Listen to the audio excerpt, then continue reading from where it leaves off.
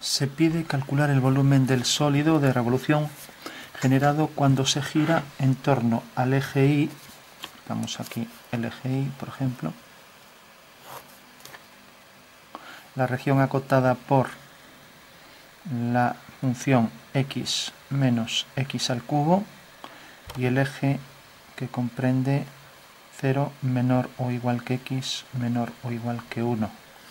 Bueno, si representamos esa función, tenemos aquí, por ejemplo, el eje de las x y de las y, y si le damos valores aquí a 0, veremos que cuando x vale 0, y vale 0, ya que sustituyendo aquí para x0, y vale 0. Y cuando le damos a x el valor 1, pues tenemos que 1 menos 1 es 0. O sea que aquí vamos a marcar aquí otro punto de la curva. Y si seguimos dándole distintos puntos a la curva, pues nos saldrá algo como esto. Bueno, sabemos que la ecuación cúbica pues es simétrica respecto al origen y tiene esta forma. Pero bueno, lo que nos piden es que calculemos solo la revolución de este fragmento respecto al eje Y, o sea, de este trozo. Por eso nos dicen comprendido entre el punto 1 y el punto 0, sabiendo que el eje de revolución es el eje Y y que esta es la función, la ecuación. Eso quiere decir que cuando esto lo giremos, pues va a quedar, en vez de tener esto aquí, pues al girar respecto al eje Y quedará algo como esto, así. O sea, empieza a girar y si lo representamos en 3D, vamos a simular aquí un poco lo que podría quedar. Sabemos que todas las secciones de superficies de revolución tienen secciones circulares y esto de repente hace algo así y se mete por ahí. Vamos a darle algo de sombra para que se intuya mejor. Por ejemplo, por aquí podría llevar un oscuro y por aquí hacia el interior también. Algo así. Bueno, pues esa sería la superficie. Aquí más oscuro y por aquí. Entonces nos imaginamos que las distintas secciones estas al girar pues provoca aquí estas formas así. Luego, para que no parezca un donut, un toro, y que se perciba mejor. Algo como esto. Bueno, nos acercamos un poco. Bueno, entonces lo vamos a hacer por el método de las capas. Sabemos el método de los discos. La diferencia con los discos es que realmente el disco siempre es, aquí vemos que es ortogonal el disco, o sea, este rectángulo que gira es ortogonal al eje de giro, mientras que con el método de las capas el rectángulo que cogemos aparece en paralelo al eje de giro. Es como si estuviéramos girando aquí este rectángulo de manera que nos sale ahí un tubo, o sea, un cilindro hueco, para entenderlo. Bueno, pues el método de las capas tiene bastantes ventajas sobre el método de los discos. En todo caso, ahora vamos a ver solo cómo resolver un ejercicio y de dónde sale la fórmula. Bueno, pues la fórmula es simplemente para calcular el volumen, multiplicaremos 2pi, hacemos la integral entre los dos puntos que nos dan, desde 0 hasta 1, y multiplicamos, vamos a poner aquí, el radio medio por la altura por el espesor. Esa es la técnica para calcularlo. Entonces, en este caso tenemos 2pi evaluado la integral entre 0 y 1, el radio medio, pues tenemos, si cogemos aquí un rectángulo, el radio medio le llamamos, ¿qué es esto? Le llamamos x. Entonces tenemos que vale x, o sea, es desde el eje de revolución hasta el medio de ese rectángulo que consideramos, ¿no? Luego la altura, pues las distintas alturas del rectángulo, como hacemos siempre en el cálculo integral, pues vendrá dado por la ecuación x menos x al cubo. Y por último, el espesor de ese rectángulo es un segmento infinitesimal que va a provocar que el cilindro externo menos el interno provoque ahí una superficie pequeñísima, ¿no? Bueno, pues eso realmente es de x, el diferencial de x. Bueno, calculamos esto, entonces tenemos 2pi integral entre 1 y 0. Esto tenemos x por x, x cuadrado, x por x cubo es x a la cuarta de x. Ahora ya pasamos a hacer la integral. Tenemos entonces entre 1 y 0, esto le sumamos la unidad, 2 más 1, 3, x al cubo y ese mismo número en el denominador. Le sumamos la unidad, x a la quinta y ese mismo número en el denominador. Bueno, si calculamos ahora esto, pues tenemos, si sustituimos el 1 aquí y luego le restamos sustituyendo el 0. Al sustituir el 0 va a dar 0, entonces vamos a hacer solo el 1 directamente. Entonces 2pi que multiplica 1 partido 3, un tercio, menos 1 partido 5. Bueno, y esto podemos hacer el mínimo como múltiplo, 3 por 5, 15, 2pi que multiplica a 3 por 5, 5 por 3, y esto es 5 menos 3 es 2 por 2, 4, 4pi partido 15. 4pi partido 15.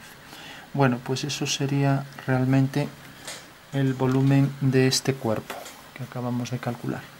Vamos a ver de dónde sale esta fórmula, porque aprender las cosas de memoria pues se olvidan. En cambio, si sabemos de dónde sale, pues nos facilita las cosas. Vamos a darle aquí un poco más de sombra para que se perciba mejor tanto aquí como el interior como esto.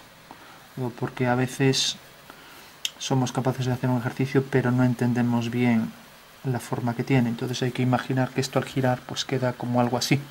De hecho, si esto lo invertimos pues quedará la forma elíptica vista desde abajo, y ahora el saliente este hacia arriba, ya que lo estamos como si fuera una lámpara viéndola desde abajo, ¿no?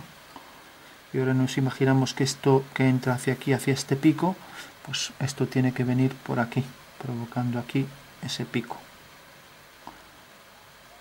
Como si aquí pusiéramos la bombilla. Entonces, otra vez, para hacernos el efecto, podemos sombrear por aquí y, por ejemplo, también por aquí. Esto es casi como un cono, aunque tiene una forma un poco más de curva. Y aquí vamos a sombrear también esto. Bueno, esto sería visto desde abajo. Entonces, si le damos un poco con el difumino, si está por aquí, puede que se perciba más claro.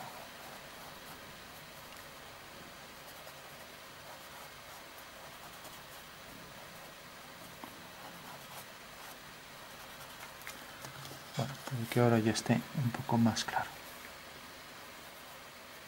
Bueno, pues esas son las dos formas. Las podemos ver ahí con más detalle. Nos alejamos un poco ahora otra vez.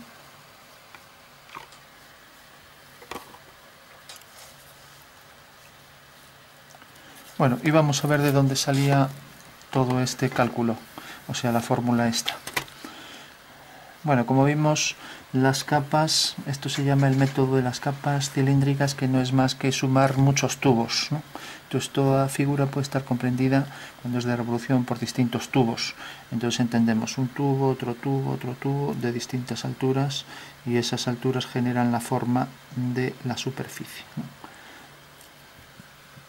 Bueno, pues en eso, si por ejemplo tenemos una curva y tenemos aquí, por ejemplo, un rectángulo, pues vamos a llamar a esta distancia P. Esta es la distancia media respecto al rectángulo que cogemos y que va a girar en torno al eje. este es el eje, entonces la nomenclatura exige que se ponga así con líneas mayores y menores de forma discontinua.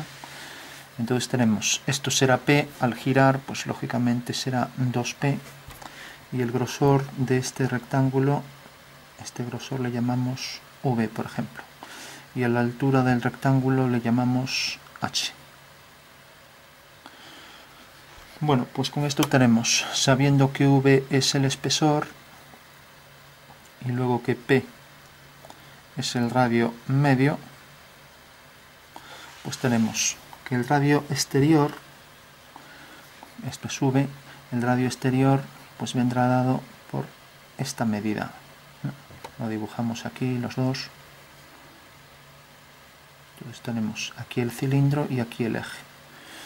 Volvemos a dibujar para ver aquí también el radio exterior y el interior. Entonces tenemos, por ejemplo, el radio exterior será este. Y como vemos es P más la mitad de V. O sea que el exterior es P más V partido por 2. Mientras que, entonces nos queda aquí. Mientras que el interior, que es este, entonces es P menos la mitad de V. P menos V partido por 2. O sea que en realidad nos quedaría, este es el radio interno y este es el radio externo, de aquí a aquí. Como vemos es P más la mitad de V y este es P menos la mitad de V, ¿no? Bueno, pues eso es lo que hay que entender, ¿no? Entonces, sí, entonces sabemos que el volumen de la capa es igual al volumen del cilindro menos el volumen del hueco, o sea, el volumen de toda la capa, imaginamos, es, como las capas son esos cilindros huecos, esos tubos, pues tendremos que es el volumen de todo el cilindro menos el volumen del hueco. Bueno, pues si aplicamos la fórmula, será el volumen será igual a el volumen del cilindro pi por r al cuadrado por h menos pi por r, vamos a llamarlo así, r cuadrado por h. Y esto, ¿cómo lo llamamos? Pues lo llamamos de esta manera. Por tanto, ya podemos poner pi por p más v partido 2 al cuadrado por h. Porque en realidad esto es el volumen del cilindro externo, ¿eh?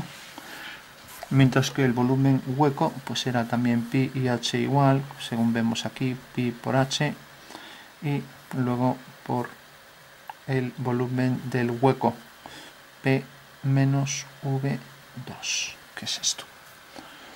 Entonces de esta manera obtendremos el volumen de la capa, ¿no?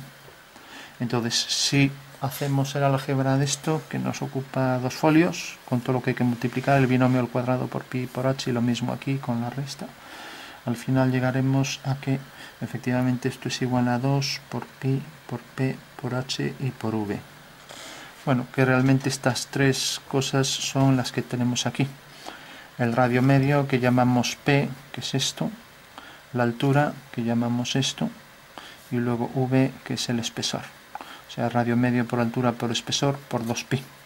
Entonces vemos que de esta fórmula sale esta, y es la que aplicamos siempre a la hora de hacer este tipo de ejercicios para calcular los volúmenes mediante el método de las capas cilíndricas, que no es más que sumar muchos tubos distintos.